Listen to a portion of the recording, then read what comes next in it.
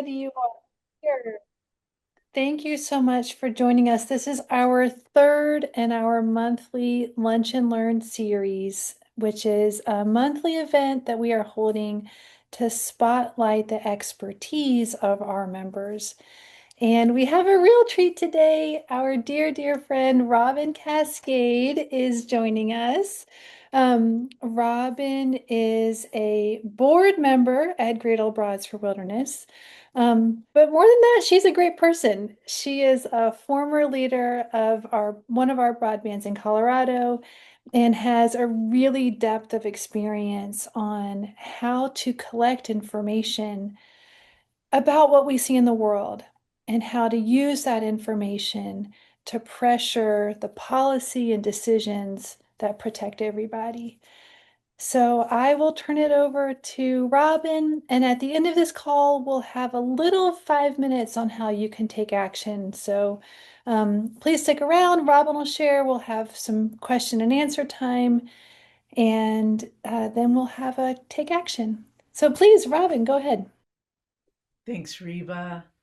So, thank you so much to the staff for inviting me to do this presentation, and thanks to all of you for being here.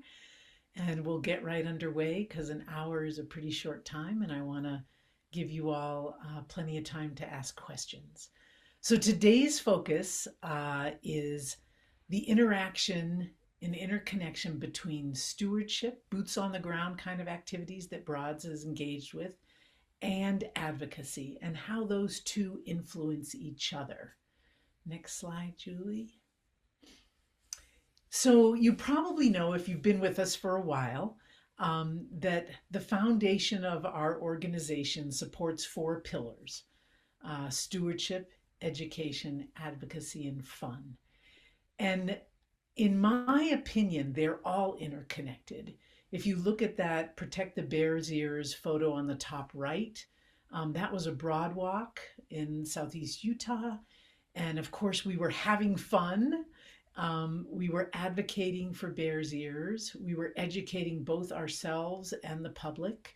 And we also did stewardship projects. Some of you will recognize some of the other players in these photos. And while Sherry Shank is advocating on a news story, she's also educating the public. When we table, we are educating, but we're also oftentimes advocating. We have postcards and we have our list of stewardship projects so people can engage. That stewardship project on the bottom left, you might recognize a few people in that photo, was at the Boundary Waters Broadwalk. And we were being our goofy selves, having fun, right? And we were advocating for what is now, again, a current issue. We were advocating for that administrative withdrawal of mining in the watershed around the Boundary Waters. And that has been up in advocacy in the recent weeks, believe it or not. So, and that was, gosh, that Broadwalk must have been 12 or more years ago. So, always having fun. Our Grannies Against Bullies was a Malheur kind of protest activity. So, anyway, you get the idea that they're all connected in some way, shape, or form. Thanks, Julie, for the next slide.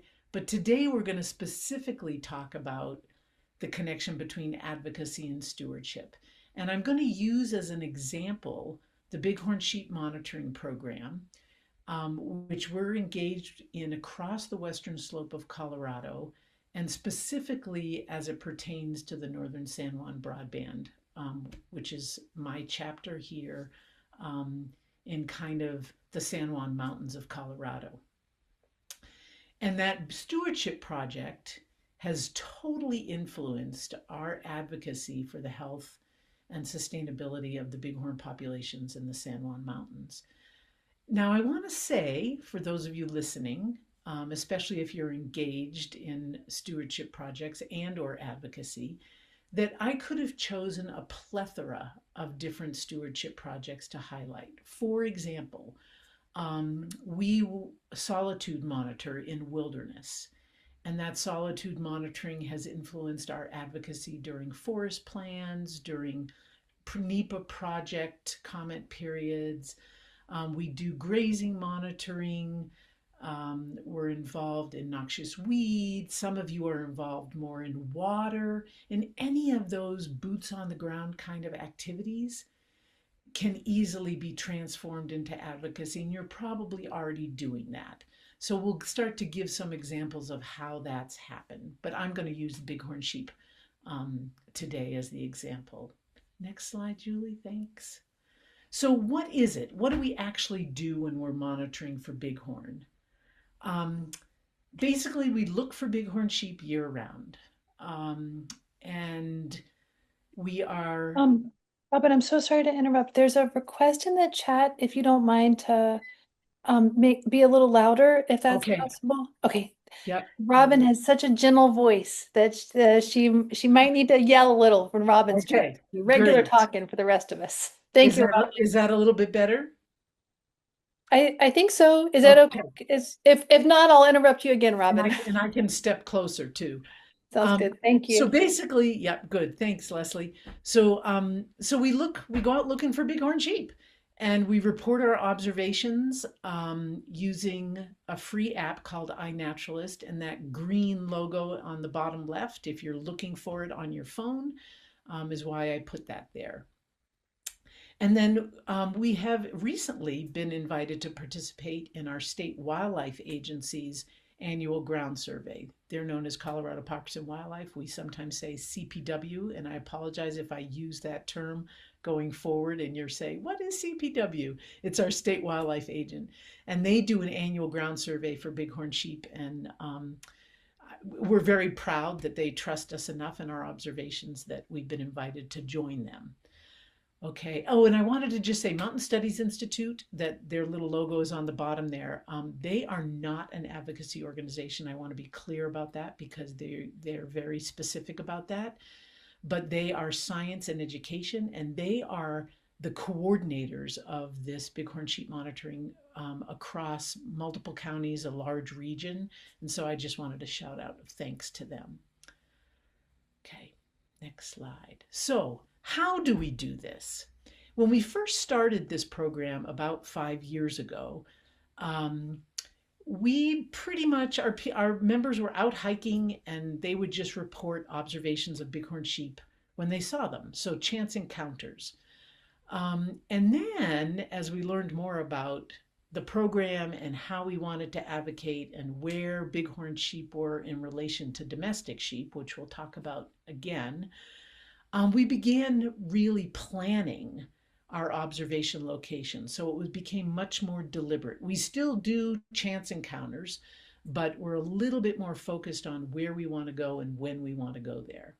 We do that through day hikes, multi-day backpacking trips, and even roadside observations. One of the things I love about Broads and that I have tried to encourage in leadership is that we like to have a plethora of activities that people with varying mobility and physical fitness can participate in. And so, there are places you can drive in the San Juans and hang out by your car with a scope or binoculars and see bighorn sheep. So it's nice that we have that plethora of opportunities. We have been fortunate, and a sweet shout out to our funders, Circle of Dreams.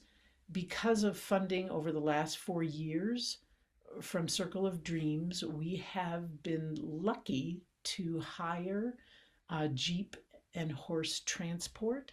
As women of a certain age, it's getting harder and harder to hike to those high elevation places, especially in a timely fashion where we have plenty of time to observe. So that's helped us a great deal.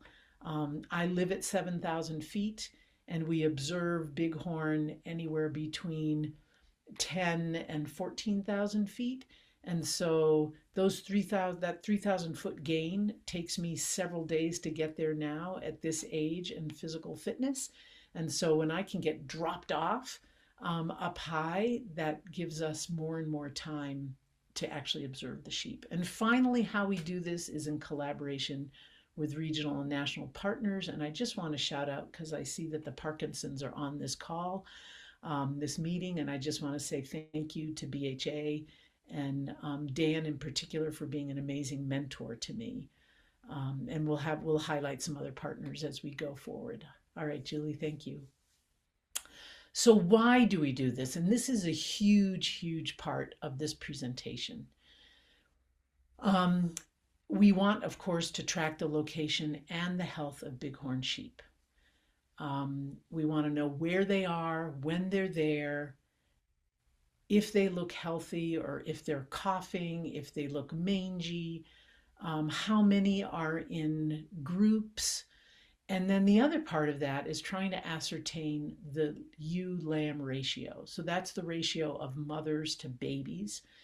And that's very telling about the health and survivability of a population based on how what's called lamb recruitment, how many of them survive their first year.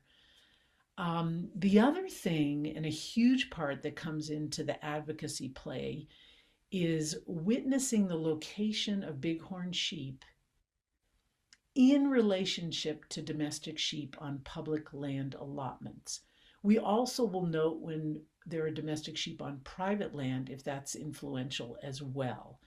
And I refer to spatial and temporal relationship because it can be that they are close by in the moment in terms of geographic space, but it could also be that we observe bighorn in this location today and know that the domestic sheep just left that allotment yesterday or are coming to it soon.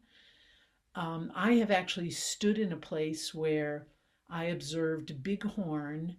I've stood on a ridge and looked north where I observed bighorn the previous day around noon, and I'm looking down at a band of 1,000 domestic sheep in another valley where there's only a distance of a couple of miles between the two and thankfully separated by that ridge. But we know that bighorn can roam easily 20 miles in a day, and especially during mating season when the rams are foraying, they can really be moving. And so that distance that I observed that particular day is like nothing to a bighorn sheep. It might take me a day to go from one place to the other, but they do that, in a matter of hours.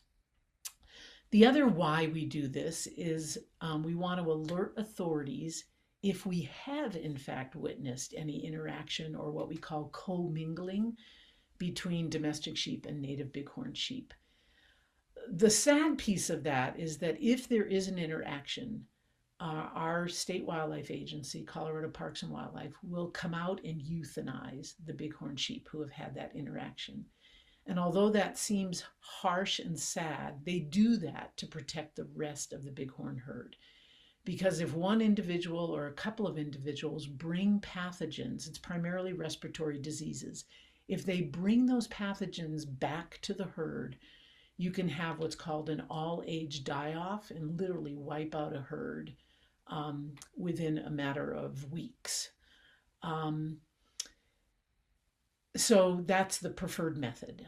And these pathogens they've been around, the domestic sheep have had them, they just have them, period, right? It's just part of their system typically, but bighorn have no immunity to them.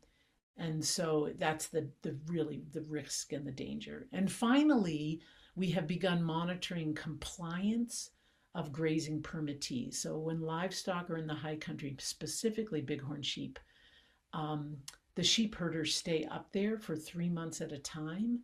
And we always want to be sure that the domestic sheep are where they're supposed to be, when they're supposed to be there, and that the conditions of their permit are being kept, their compliance. Thanks, Julie. So I think now, yeah, here's you can read that quote. I'm a teacher and I hate it when people read what's on the screen right to you. So I'll let you read that quote, but I will explain a little bit more about what we're talking about when we talk. Mortality obviously is death of the sheep, but the depressed lamb recruitment was one of the things I was referencing when I talked about the ewe lamb ratio. So, what can happen is that these respiratory diseases can, in fact, kill an adult sheep. But what can also happen is an adult can carry the pathogen in their system. And if it is a ewe, that mother can pass the pathogen on to the lamb. And so we'll see that the lambs are born and they look quite healthy and frisky. And boy, is that a joy to be seen when the lambs are prancing around on the landscape. That's a highlight of doing this work. But what can happen is within 6 months, those lambs will die. If they have carried the pathogen, then they won't survive their first year, and typically not even into the fall. So that's what these scientists are talking about when they say the greatest threat um, and the primary limiting factor to the health and sustainability, right? We're not just talking about a day to day, we're talking about the viability over time of a herd is not only death, but also this lamb recruitment. Okay, Julie. Next slide. Oh, and one of the, okay, great, perfect. So now we get into how we have advocated using the data that we have collected. And all of this is collaboration with our partners, and you'll see their logos in the last slide. So a huge thing that's happened over the last 5 to 8 years is we had a forest plan revision for our forest, which is the Grand Mesa Uncompahgre Gunnison National Forest. It's huge. It's a huge landmass. And we began engagement with that forest plan right at scoping period. If you know anything about the NEPA process, that's even before the NEPA process starts. It's letter writing before the official process. So we submitted a scoping letter and we commented on drafts. We did boots on the ground surveying and reported with photographs. We also were part of a coalition that submitted a citizens alternative specifically for wild places, wild and scenic rivers and wilderness areas and special designations. And in that process, some of our greatest victories were the listing of bighorn sheep as a species of conservation concern. That's a special term used within the Forest Service, and it has different criteria than some other state wildlife agencies or other designations. Certainly, it's not endangered species, but it's species that have a concern for their long-term viability. And like I said, there's a whole list of criteria. We advocated for bighorn on what's called the SCC list at the outset of this process, and it wasn't until the objection period, the very last chance you have to argue your case, and we argued, believe me, every step of the way. It wasn't until the objection period that we were successful, along with partners, many partners, in getting them on that list. So that is a huge win or victory. The other thing, and this is the photo on the bottom, one of my favorite places in Ouray County, is Bear Creek. It's Bear Creek Trail is a national recreation trail. And this drainage is not only home to bighorn sheep, but also a very significant domestic sheep allotment. So that's a permitted area with very specific boundaries where domestic sheep are grazed every summer. And so the fact that we tried for wilderness, and again, you know that congressionally designated wilderness is different than wilderness suitability, if you will, in a forest plan. So we tried to get it as recommended wilderness. We had a couple of stumbling blocks, like a permitted foot race that's very well loved in the region, has huge economic impact. So it was denied, but we did, due to some geography in particular and geology, were able to get this designated as wild and scenic river. Not designated, excuse me, found eligible. Over time, hopefully, we'll go to the congressional level of designation. We also, thanks to Mary O'Brien, I don't know if she's on the meeting today, but she guided us in our comments with regard to grazing. And we were one of the few organizations, Great Old Broads for Wilderness, that even gave input to grazing. So we really stood alone in this arena.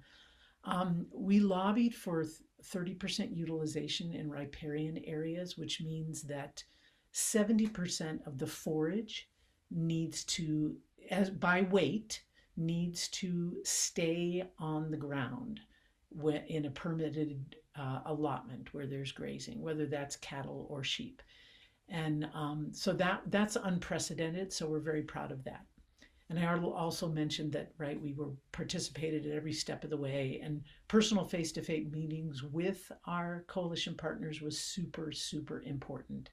Knowing these folks, these personnel at the Forest Service by name and face, gained us a lot of credibility. All right, next slide. A couple more related to federal level that weren't as, didn't take 5 years like the forest plan, were a little bit shorter, but major projects that are important. The first two are with the Forest Service. One was a Blue Lakes management plan. Blue Lakes is a wilderness area, part of, I should say, within the Sneffels Wilderness, and a very, very popular destination. We only have a couple of high alpine lakes close by here, and so this one just gets hammered. It's being loved to death. And finally, after what I consider probably they're 15 years late in coming up with this management plan, but better late than never, we participated, both written comments and site visits, gave our input on this management plan, partly based on that it's home range for bighorn sheep. And that's a picture of the lower lake there. It's a really beautiful place. Another one that was U.S. Forest Service was a vegetation treatment NEPA process. It has a long name that you can read there on a Baldy Mountain that I can actually see from my deck.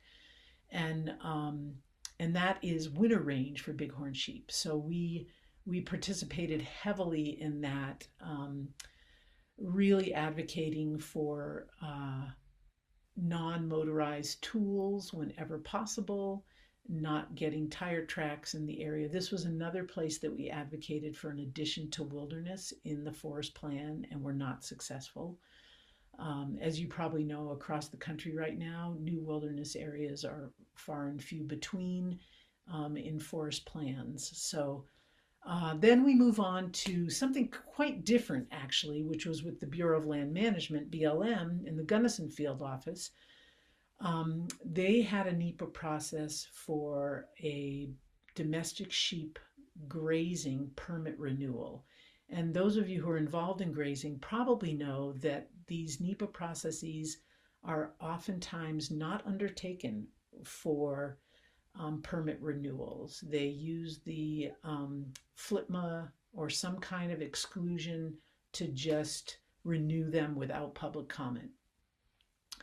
So we engaged because the 6 allotments that are in this particular permit process are all bighorn sheep areas. 3 of them are high risk, where there's so much likelihood of interaction between bighorn and native bighorn and domestic sheep that it's very nerve-wracking for those of us who are trying to protect the bighorn sheep population. Multiple comment periods. Some of you know BLM has what they call RACs, which are Resource Advisory Councils.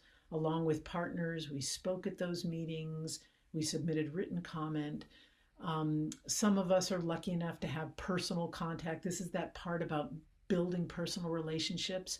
I have a personal relationship with the field manager at the Gunnison Field Office, And even when other people will say that, I've been trying to get a hold of John and he's not picking up my calls or responding to my emails, he happens to pick up my calls. So I feel really fortunate that I've built that relationship, and that's had a lot of impact on the work we've done for bighorn sheep.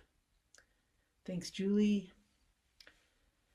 Okay, so now we go to the state level. I'm going from that big arena trickling down to all the way to our local level. So at the state level, it's primarily with our state wildlife agency. So the appointed state Colorado Parks and Wildlife Commission meets every other month, and we have regularly attended, submitted written comment, orally spoken, in person, and via Zoom whenever possible to advocate on behalf of bighorn sheep. We're starting to get some traction. Again, we're doing this with our partners. A lot of them are way more knowledgeable than our small group of broads, but we are growing in our knowledge and in our strength in advocating as well. This can be a pretty intimidating group. They're appointed by the governor, and but we're making progress, and they're listening to us. They're starting to see bighorn as a concern in the state, with some of the herds being really small, smaller than 50. We're fortunate enough here in our herd is about 400, and I'll talk a little bit more about that later. The other thing we had engaged with is the same state agency has a state trails grant committee and a program where they give out hundreds of thousands of dollars for maintaining, building, and planning for new trails. And as any of us who've worked with wildlife know, that fragmenting habitat with trails and roads is probably one of the most damaging things to wildlife corridors and sustainability of wildlife populations. So not only have we submitted written comments for grant applications that we knew interfered with wildlife habitat and corridors, but also, and we've orally testified when their applicants are giving presentations. We've made comments in response to those. But probably one of the biggest things we did over time, and it took years, was that we were able to alter the scoring criteria for those grant applications to benefit wildlife. It's not as strong as we wanted, in anything, right? You're always negotiating. So we put out, giving more points to the wildlife components, and we got some of those points, not all of them. But that was good work, and did that with BHA and some other state organizations. Okay, Julie, jump into the local level now. Just recently, literally in the last month, a local private landowner whose property is in that top photograph, beautiful place, right smack in the middle of Bighorn Range. They have been using this property as a short-term rental, and that is permitted by the county, but they wanted to convert it to a guest lodge with more activity. And given that it's smack in the middle of bighorn habitat, we lobbied the county commissioners, who also give that special use permit, to be certain that they couldn't be on the property with guests at certain times of the year that would impact bighorn sheep, or certain activities that needed to be curtailed if they saw bighorn at other times of year where they were allowed to have activities. This was a huge win to have that in the special use permit. And the other thing is, we asked, it wasn't mandated, but we asked that the manager educate their guests about our bighorn sheep monitoring program and participate as owners and managers of this property. The other two pictures are related to signage and informational brochures that we hand out, or that are present at trailheads. So you'll see that engineer pass sign. That's the highest elevation that we get dropped off at to go trotting along to do our bighorn sheep surveying. And the sign that's on the bottom left of that engineer pass sign is one of our metal permanent signs that educates the public to participate in our program. And we also have these rack cards that you see over on the right, double-sided. They give the phone numbers for the CPW regional offices in case someone does see an interaction between domestic and bighorn. And it also tells them how to access iNaturalist and make observations. Okay, Julie. So this has kind of come up new in the last 3 years or so, where we've been. I just, after I see where a sheep herder has left their camp, I always just go over and take a peek. And our other members and monitors, surveyors do the same thing. And in one particular case, one permittee in a couple of different allotments, not always the same allotment, we have had a couple of different experiences where they were not in compliance with their permit. And to not get into the weeds, but with the Forest Service, that's called the Annual Operating Instructions, oftentimes known as AOI. And with the BLM, they refer to them as terms and conditions. But it tells them basically what they can do and can't do, what dates they are going on the landscape, if they're moving between allotments, when they have to do that, and when they have to be off the landscape entirely, going toward the end of the grazing season. It also talks about utilization and that type of, those kind of details.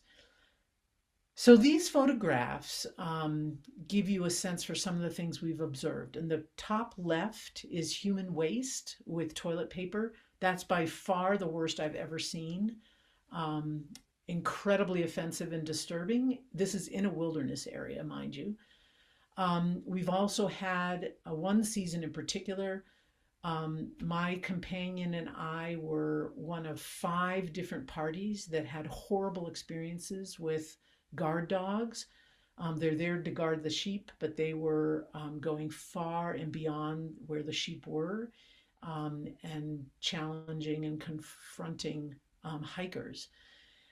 They were in fact removed from the landscape that season because of all the reports and photographs and videos we had. Bottom, you'll see on the left, food trash. Those are banana peels with their stickers on them, but we found orange peels, corn husks, lots of different things, pieces of plastic. And on the bottom right is actually salt. Now, they are allowed by their permits to salt, to bring the sheep either back to close to where the sheep herders camp is or to move them. But they are not allowed to leave the salt on the landscape over time. And in this particular case, I found this salt along with dog food a day or two after. I watched them dismantle the camp, and then I went and took a peek and some of these things. So I know they weren't coming back, and those were left on the landscape. The good news is that this permittee was written a warning letter by the field manager. It happened to be BLM in this case. And I was hoping for a letter of noncompliance, which is a much more official letter, but we didn't get that. The field manager chose to just write a more of a warning letter. But something is better than nothing, and we'll see over time if there's been some changes to that permittee's behavior.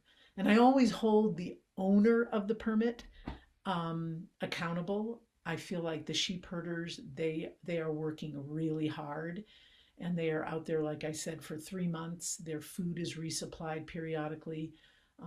I do some other work on the side around human wage theft and labor issues, and I can tell you that the sheep herders are amongst some of the highest to have issues around labor rights. So I never want them to get in trouble when I'm reporting.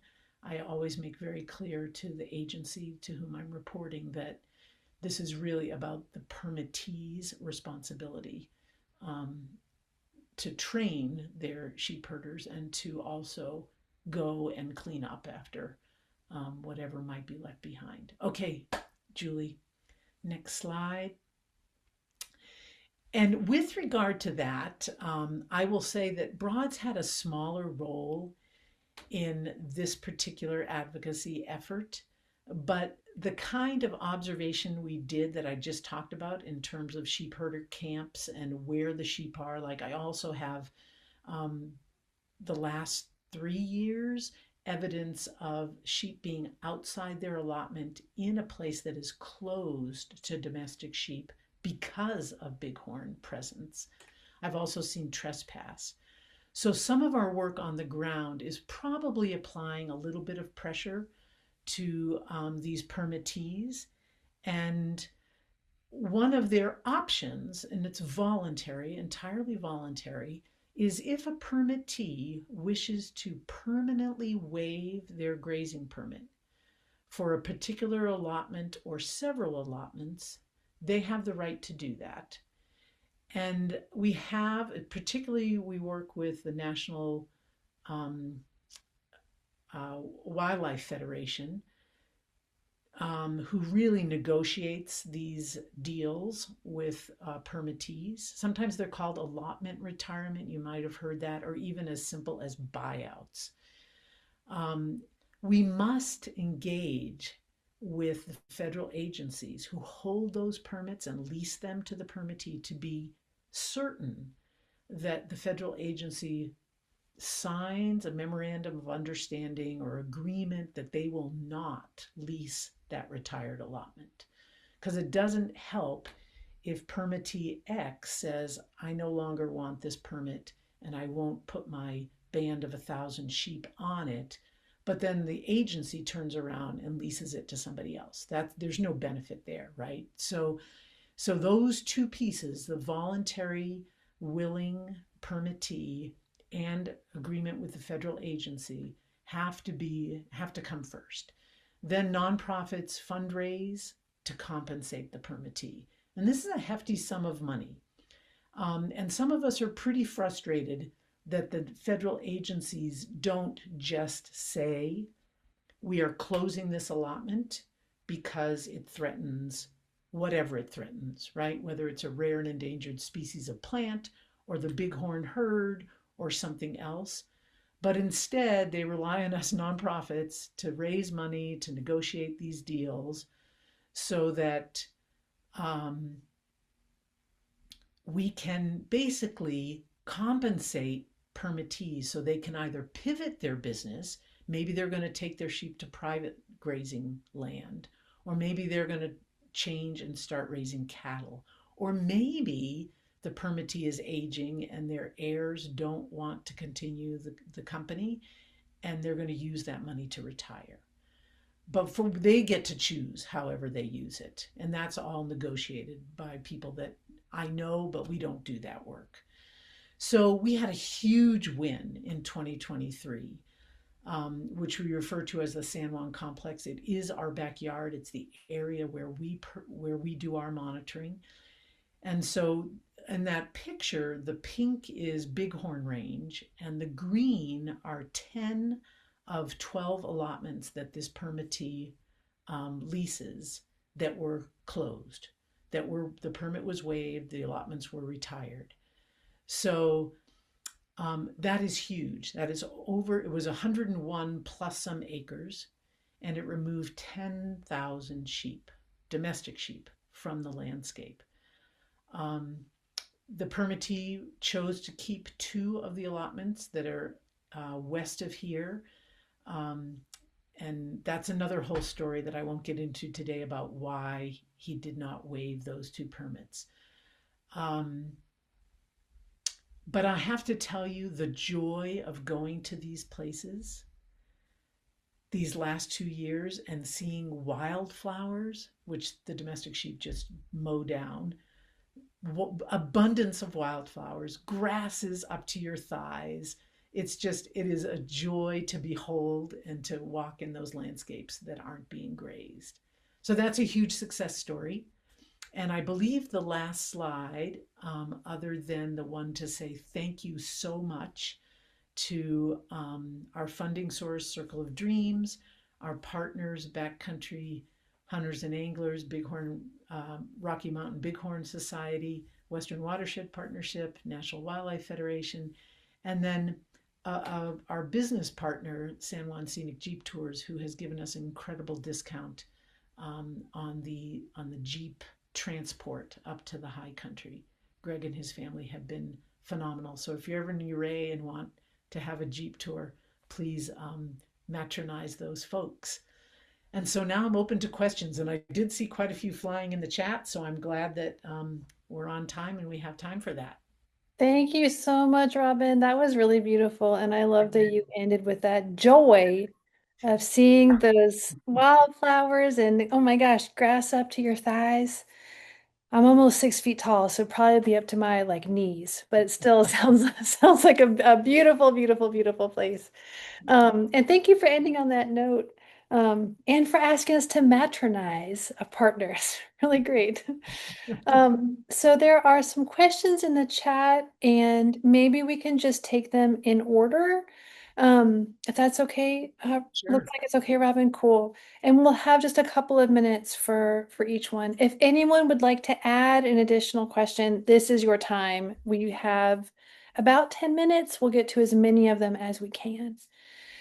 Okay, so first question from our friend Chandra. So, Robyn, have you or others worked with adventure scientists? It's another organization, and Chandra is wondering about partnering with them. Yeah, Chandra, I don't know that organization and would be delighted to hear more about them. I don't know if they operate in our region. I know we have a couple other Colorado broadband leaders here, but if anybody else knows of them here, please sing out. And otherwise, Chandra, please send me the link. Thanks for that, Robyn. And yeah, if anyone would knows them well and would like to share, I'm familiar with them but don't know them well. So please put it in the chat if you know them well and want to share something. A question from our friend Ann Dalvera is asking whether the Forest Service or BLM office share with you the locations and times of domestic sheep within the allotments. Yes, absolutely. And that's how the more deliberate planning, that's exactly how we find those places, Anne. And thank you for bringing that up because I meant to say it made it sound like most of my talk was about how stewardship influences our advocacy. But in fact, the more we advocate, that also influences and informs where we go, when we go. So there's very specific dates, and that helps us also in that trespassing part of knowing if the sheep are where they're supposed to be when they're supposed to be.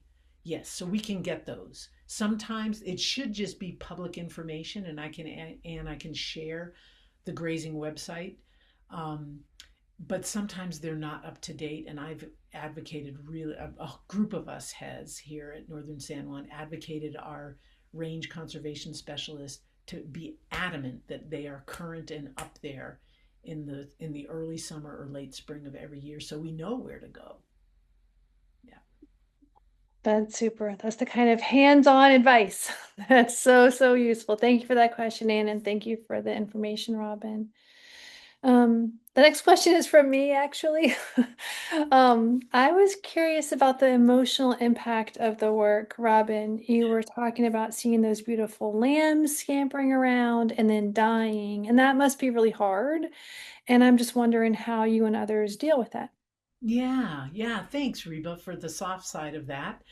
um, you know, I go up and down, right? I see bighorn sheep and I'm on cloud nine, and especially if they have lambs.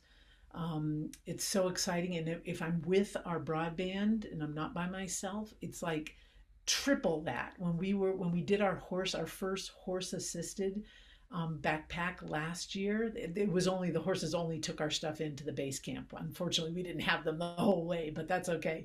That was the steep climb. We saw bighorn on a ridge, like it was amazing, and the cacophony of excitement, right, was just delightful. um and then I show up at like that sheep herder camp, right, and I see that like human waste and that kind of trash, and I'm just horrified. So it can be quite the roller coaster, and then that for me is a call to action, right? It motivates me to come back and write the range report, the grazing report for the federal agencies to say this is unacceptable, and this is what we're asking you to do. So yeah, it in the moment, and being out there is always beautiful, right? Being out in wilderness or wild places.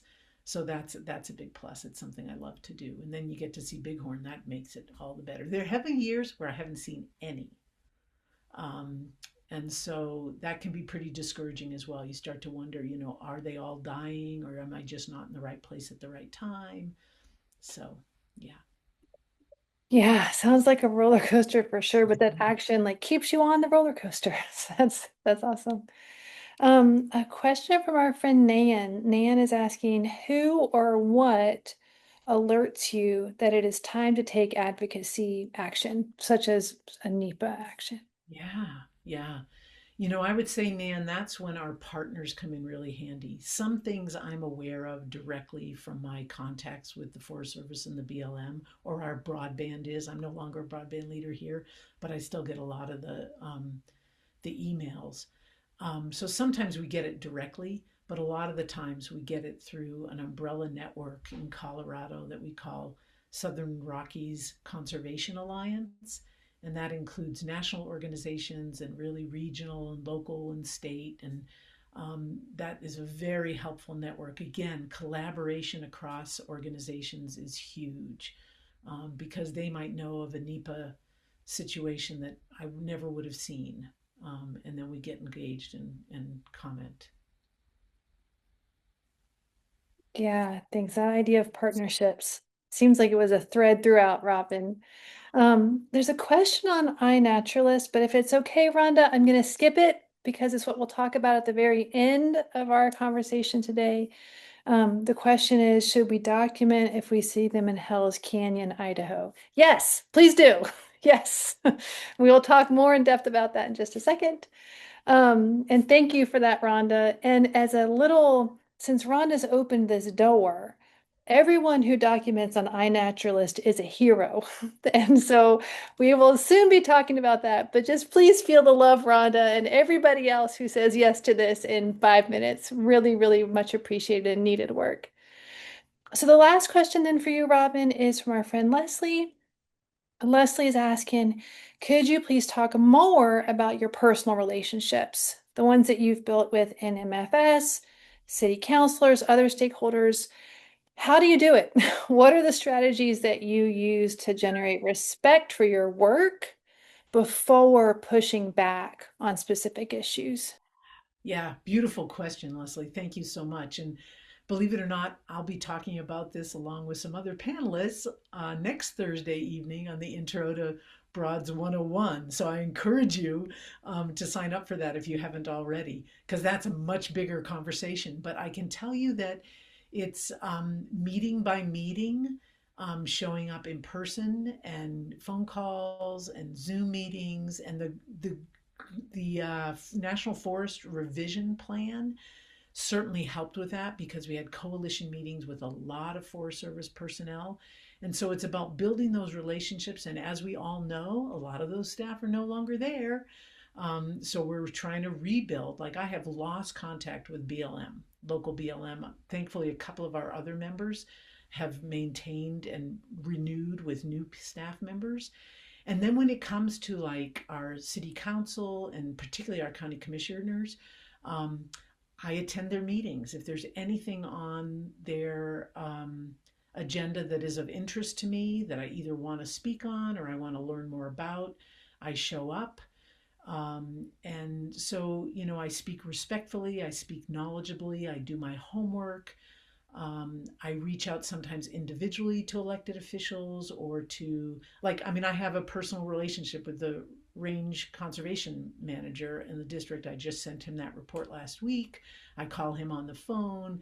Um, so it's taken years. I've been at this work since about 2014. Um, but it moves. I mean, I've had these relationships for much longer. And then yeah, they'll call sometimes. I mean, I actually had the Forest Service supervisor invite our broadband to a meeting so that we could meet his deputy supervisor who just came on. This was a year ago. And that was like mind blowing. It's like, who's lucky enough to have your forest supervisor call you and say, "Can we meet with you? We want our new staff member to get to know you." I hope that answered the question. Again, it's a much longer, and I'm happy to interact with folks. I put my email address on that last slide too, so if people need that. Thank you, Thanks. Robyn.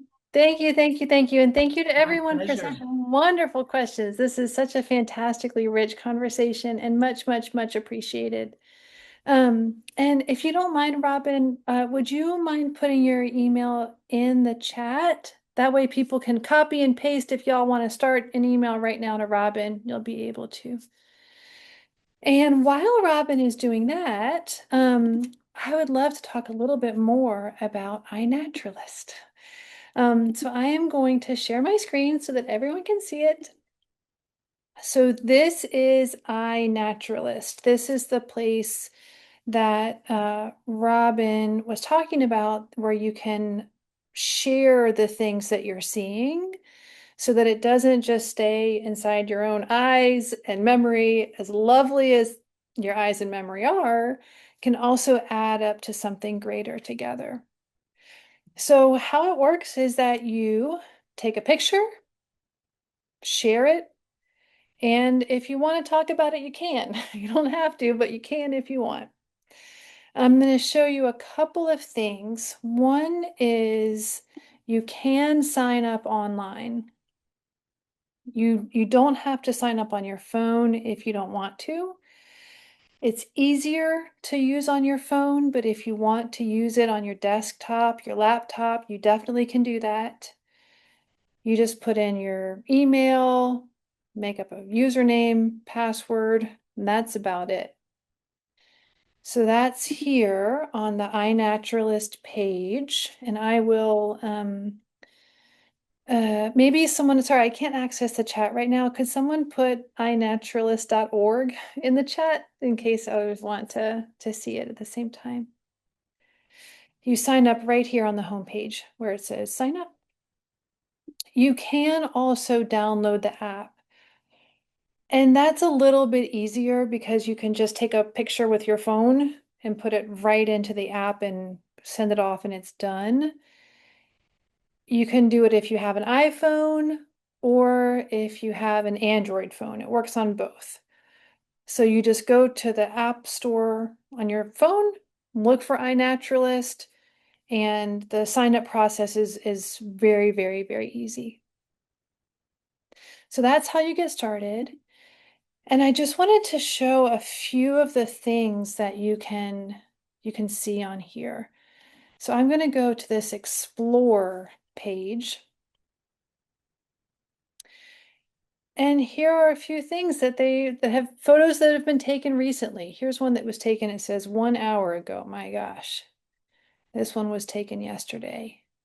You can see that there are different plants. Here's a butterfly. Here are some birds. And it's in all kinds of different places. It doesn't have to be in this gorgeous, gorgeous, fully natural setting. You can take pictures on your zinc roof. It's okay. You can take pictures in your backyard. You can take pictures and report on intentional monitoring trips like the ones that Robyn and her friends go on, or report wherever you are. And how this information is used, it's used by agencies, as Robyn discussed, and it's also used by nonprofits, as Robyn discussed, in order to hold agencies accountable, develop policies. It's really important to understand where is life thriving and where is it not. And there are organizations that need that information in order to do their work. So if you want to look here in this project section, in case you're curious about a few of the projects, I looked at one of these earlier. I saw this thing, songbirds as pollinators. And so I clicked on it just out of curiosity. And I always thought it was so cool. Look at here. This is a collaborative effort between members of the public, the Institute for Bird Populations, and Colorado State University. Shout out right back to Colorado where Robyn is. And if you zoom in on this map, it's really, really cool. You can see all of these pictures that were taken that were photos of songbirds foraging in flowers. So we're trying to find out how important are songbirds to flower pollination. Here's one that was taken in Utah, and here are the pictures. There's one, and here's the other one. It doesn't have to be like a fancy professional photo. It can be anything you've got. Here's one from Arizona. Oh my gosh, you can hardly see that little bird. Those flowers are so bright and pretty. So all of these people, whoever Astrostrix, whoever that person is, whoever all these other people are, they are sending in these photos so that this university and this institute can help identify where are these songbirds really needed. And more than likely, that will turn into some kind of guidelines around something that protects songbirds. So that's just one that I kind of chose at random. But if you want to look at other projects to understand how these things all add up, you can find them here under this community and then projects. So I will stop sharing my screen now, but I would just say, as we gave a shout out to our friend Rhonda earlier, who asked that question, should I take photos? Yes, please. Everyone, please take photos. All of your records are really, really important so that the people who are making decisions and holding decision makers accountable know what to do. iNaturalist is super, super easy to use. And we will now wrap up. Our Lunch and Learn for this month is coming to a close, but I would love to have one last conversation with the group in the chat. So here's the thing I'm going to ask you. If you already use iNaturalist, what are you taking pictures of? If you don't use iNaturalist, and you know you're going to download it this week and start taking pictures, what are you excited to start taking pictures of? So if you could put into the chat what you're already reporting and monitoring, or what you're really excited about starting to report.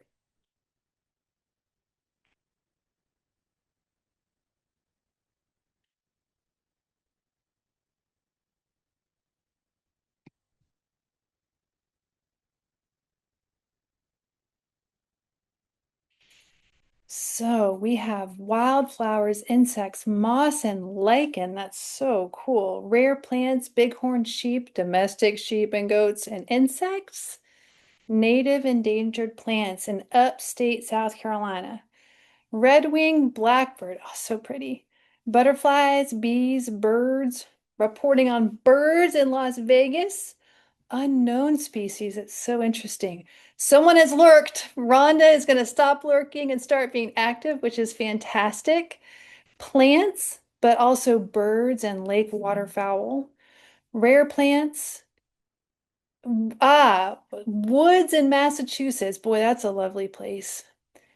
And cactus. That's a wide range. My gosh. Waterfowl to cactus. That is a very wide range of species. And yeah, look at how it's all adding up together. That is so, so lovely to see. So thank you to everyone who's already using it. Thank you to everyone who's going to start this week. And thank you all for being here. These events work because people like Robyn are so willing to share their expertise and because people like y'all are willing to listen and learn. So both halves are necessary, and we're so, so, so grateful for your being here. We have these events every month on the last Thursday of the month. So please watch out for the April event. You will also get a survey by email. We want to know what you think. Did you like this? Could we improve it? Can improve on Robyn, but how else could we improve? We really, really want to know. So watch out for that survey in your inbox. And thank you all so much and have a wonderful afternoon. We will talk soon. Bye.